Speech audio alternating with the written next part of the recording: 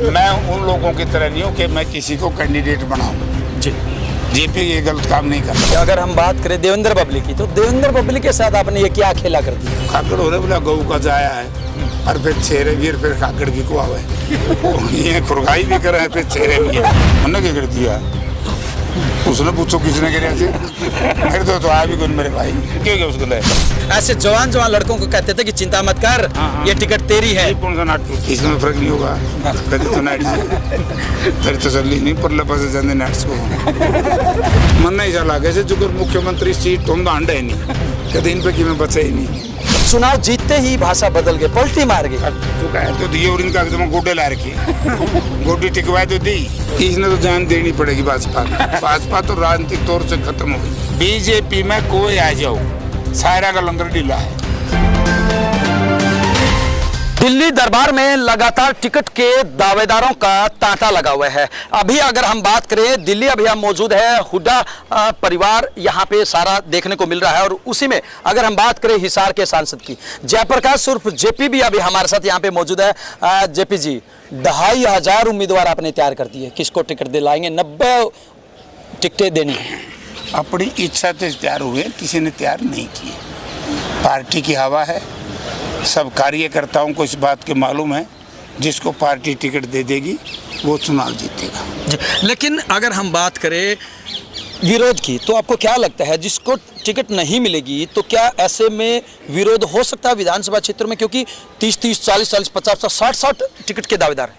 देखिए सबको समझा रहे हैं, समझाएंगे और हर जो सक्रिय कार्यकर्ता उसको मालूम भी है टिकट सबको नहीं मिल सकते। जी, जिस साथी को टिकट जिस विधानसभा क्षेत्र से मिलेगी और जो उसके मुकाबले के दूसरे कार्यकर्ता हैं जी, उनको भी सत्ता आने के बाद मान और सम्मान मिलेगा। जी, देखो ये तो सब जानते हैं टिकट तो एक को मिलेगी। जी, जब एक को मिलेगी तो दूसरे साथियों को मान और सम्मान में उसमें कोई फर्क नहीं है। जी, वहीं जयप्रकाश जी, अगर हम बात करें देवेंद्र बबली की, तो देवेंद्र बबली के साथ आपने ये क्या खेला कर दिया?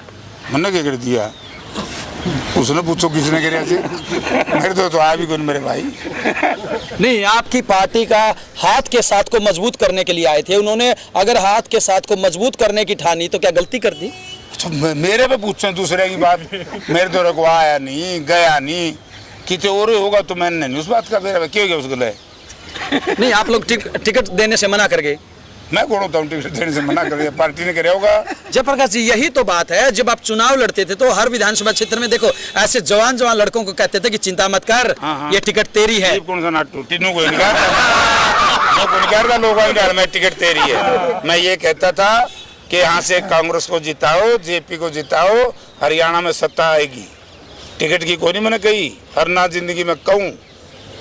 टिकट की आपने नहीं कही। जयप्रकाश जी सोच लीजिए, सोच लिया जितने 2500 है ना, 2500 में से अकेले 2000 जयप्रकाश ने तैयार कर रखे हैं। अरे सोच लिया था हमने तो न्यू में कहना है न्यू में कहना है। मैं उन लोगों की तरह नहीं हूँ कि मैं किसी को कैंडिडेट बनाऊं। जी, जेपी ये गलत काम नहीं करता। जी, वहीं अगर हम बात करें बीजेपी की, तो डेट पोस्टपोन करने की बात कर रहे थे। जैसे एग्जाम में होता है कि परीक्षा की तिथि निर्धारित होगी और बच्चा कहता है कि मेरी तैयारी नहीं है अभी। ये तो ना खाकड़ हो रहे बोला गऊ का जाया है और फिर छेरे वीर फिर खाकड़ भी को आवे ये खुरगाई भी करे हैं, फिर छेरे भी है।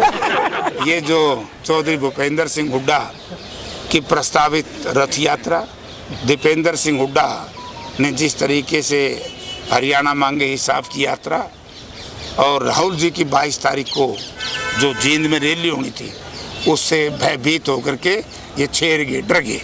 जयप्रकाश के खिलाफ एक और बात और प्रचार की जा रही है कि जयप्रकाश किसी के लिए टिकट की दावेदारी नहीं कर रहे, किसी के लिए स्टैंड नहीं ले रहे कि भाई ये बंदा मेरा है, इसको टिकट दीजिए आप। मैं क्यों लूँ? मेरे स्टैंड में स्टैंड क्यों लूँ? मैं तो वो तो कहूँगा कि जिस आदमी ने मेरी खिलाफत कर रखी है, पार्टी की खिलाफत कर रखी है, उसके बारे में तो मैं कहूँ।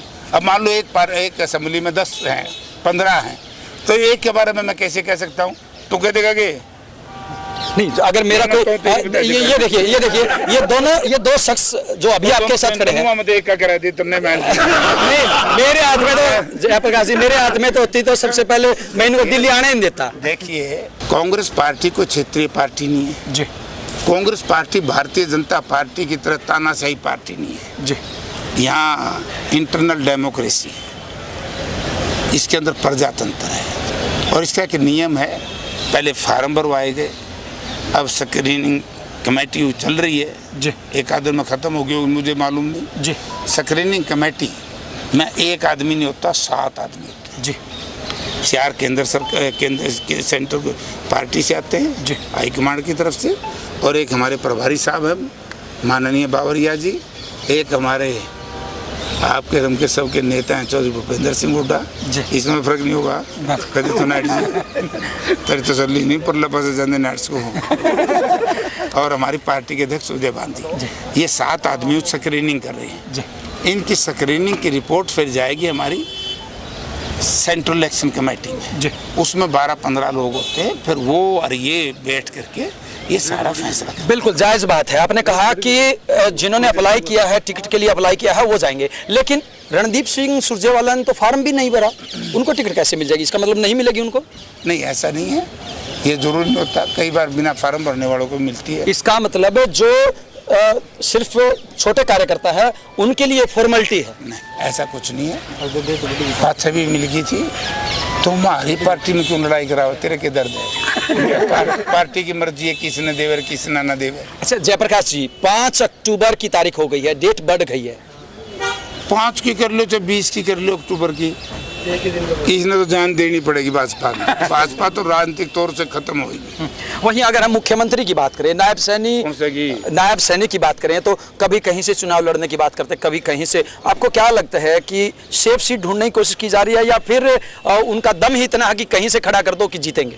इतना दम नहीं है तो जेपी नहीं है, और जेपी में है। और जहाँ तक सवाल है, जो बटेर नहीं होता, बटेर उस घायल हो जाए उसमें क्या बना है, बटेर का एंड क्या होता है, तीसरी फुलारी में तड़ा जाओ। वहीं अगर हम बात करें कांग्रेस के आला नेताओं की, दीपक बाबरिया की बात हो या उनकी, वो जनता को थोड़ा सा असमंजस कर देते हैं। कभी कहते हैं कि कांग्रेस पार्टी में भूपेंद्र सिंह हुड्डा मुख्यमंत्री हैं, कभी कहते हैं कि जो चुनाव लड़ेगा वो मुख्यमंत्री, कभी कहते हैं कि जो चुनाव ना भी लड़े वो भी मुख्यमंत्री बन सकते हैं। क्या सच्चाई है? देखिए, हमारी पार्टी के इंचार्ज हैं, जो वो कहते हैं सब सही है। जयप्रकाश की भाषा जो है वो बदली है बिल्कुल। तुम तो बहुत बढ़िया हो, हमने तारी टीआरपी बेचनी है, हमारा घर लड़ाई कराए। अच्छा एक बात बताए, कलायत से किसको टिकट दिलाएंगे? जिसको पार्टी देगी, मैं कौन होता हूँ दिलाना? नहीं, आपकी सेटिंग थी कि भाई मैं पहले आदमपुर से चुनाव लड़ूंगा, तो वहां से आप उन्हें विकास को टिकट देनी पड़ेगी, तो क्या सच्चाई है इन बातों में? मुझे क्या पता, आपके चेहरे की स्माइल बता रही है। मुझे क्या पता, चेहरा तो मुंडा तारे लड़के करेगा, तो भाजपा के निकला बाद में नहीं। देखिए, पार्टी का फैसला टिकट का और का पार्टी करती है, इसमें किसी को। तो क्या लगता है कितनी सीटों के ऊपर आप चुनाव जीत पाए? है तो लाइन पे मन नहीं चला कैसे, जो मुख्यमंत्री सीट तुम दांडे नहीं कभी इन पे कि मैं बचे ही नहीं, मजाक नहीं करता। ये पूर्व मुख्यमंत्री मनोहर खट्टर को भी चुनाव मैदान में उतार दिया है, तो हम दो वो भी अजय के बच्चे और रह रहे हो, गोर ले आओ, बीजेपी में कोई आ जाओ, सायरा का लंगर ढीला है। सबसे ज्यादा वोटों से आप नारोंद विधानसभा क्षेत्र से जीत के आए थे, लगभग 45,000 वोटों से। 46 का दिन है।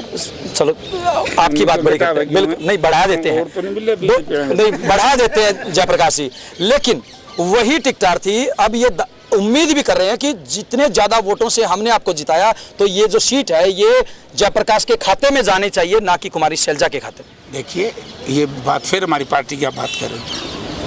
नहीं, आप पार्टी के नेता हैं तो पार्टी आपकी ही बात करेंगे। नहीं, पार्टी हमारी पार्टी की बात करने की जरूरत नहीं, जो और कोई बात है तो वो आकर। चुनाव का दौर है, और चुनाव के दौर में आप मतलब मुद्दे से हट रहे हैं। मुद्दे तो तब तथ्यहीन बात करते हैं, इन बातों में कोई तथ्य नहीं है। तथ्य नहीं, आपको ऐसा लगता है? पार्टी का मामला है, तुमने के अंडे लेने, तुम फिर समझाना है तो मानता नहीं। अरे भाई, तुमने बहुत दिन हमारे लोग बुका लिए, ईब तारी बुकाई में कोई नहीं आंदा, हम सब एक है, मिलके लड़ेंगे।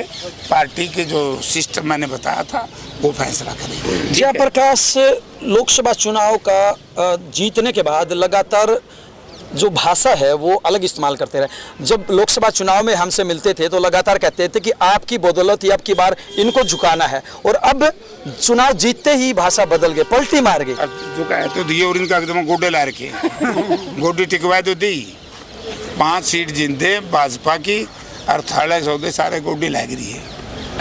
जी बिल्कुल, ये थे जयप्रकाश सांसद और साथ में कांग्रेस पार्टी के कदावर नेता, जिनका साफ तौर से कहना कि आने वाले 2024 के विधानसभा चुनाव में कांग्रेस पार्टी की सरकार बनेगी। भले ही कितने ही दावे बीजेपी की तरफ से किए जाएं, करते रहे, लेकिन सरकार जो है वो कांग्रेस पार्टी की ही बनेगी। इससे भी एक कदम आगे उन्होंने ये भी साफ कर दिया कि मैंने कभी किसी को ये नहीं कहा कि मैं तेरी टिकट के लिए पैरवी करूंगा। कहीं ना कहीं ये जो बयान है जयप्रकाश उर्फ जेपी का, वो बहुत बड़ा आघात युवाओं को पहुंचा सकता है, क्योंकि जो तमाम जो युवा हैं वो हमेशा ये सोचते थे कि जयप्रकाश उर्फ जेपी उनके चुनाव में पैरवी करेगा, उनको टिकट दिलाने का काम करेगा। लेकिन आज जयप्रकाश ने यह साफ कर दिया है कि मैं किसी के लिए पैरवी नहीं करूंगा। अब देखना ये होगा कि जो टिकट के दावेदार जयप्रकाश के लिए उम्मीद कर रहे थे, जयप्रकाश के ऊपर उम्मीद लगाए हुए थे, अब उनका क्या होगा। बहरहाल एक बात तो तय है कि कांग्रेस पार्टी के टिकटार्थियों की संख्या लगातार बढ़ती जा रही है हुड्डा दरबार में, और अब देखना ये होगा किसके सिर पर चौधर का ताज सस्ता है। पल पल की अपडेट से बिंदास रेना आपको पहले भी रूबरू करवाता रहा है, अब भी रूबरू करवा रहा है और आगे भी आपको रूबरू करवाता रहेगा। वीडियो जर्नलिस्ट अमित वासिस के साथ अजय लोहान, बिंदास रेना।